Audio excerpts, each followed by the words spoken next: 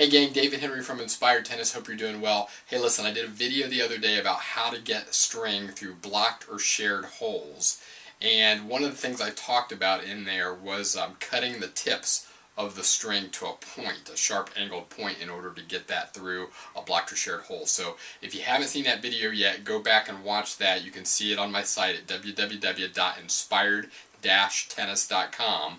But then I did get a couple questions to get more specific about how to properly cut the tips of a string to get it through blocked or shared holes and to show it in a little bit more detail. So that's what I'm going to attempt to do tonight. I have my lovely daughter recording this for me, so she's going to move over there with me, and as I try to show you and get a little bit more close up about exactly how I cut the tips. I've got a black string, and we're going to use a white paper on the desk as a backdrop, so hopefully get some contrast so you can see what I'm doing. So let me come over here. So one of the things that you don't want to do is you don't want to cut like right across the string. See how I'm perpendicular to it? Because if you do that, you're just going to end up with like a fat, flat tip, probably worse than what you started out, and it's going to be big and bulky, and you're not going to be able to get it through a blocked or shared hole.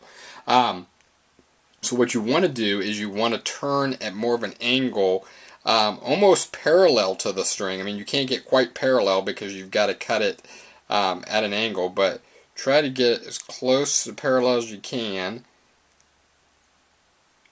and then you can cut a tip. So it's tough to see on the video here, but there's a pretty sharp, thin tip on the string there, and it's really a fine point, a fine tip. And this is great for like a co-poly string like I have here because it's really stiff.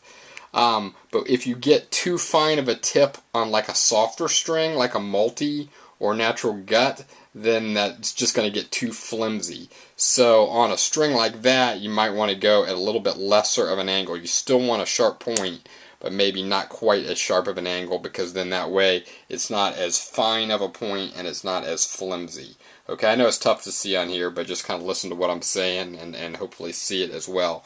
Another thing that you can do, if you have to get the string thinner, flatten it out a little bit in order to get it through the blocked or shared hole, is I take in here on my little pliers, there's a flat section right down toward the base. Right in through there.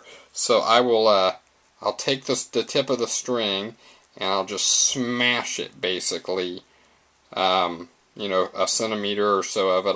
I'll smash it and get it really flat first of all. Then I will do what I just told you about cutting the tip.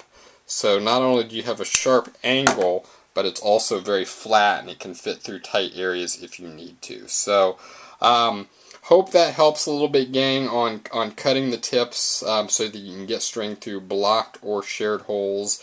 If you have any questions, please reach out to me. And that is all I have for tonight. Thanks for checking in.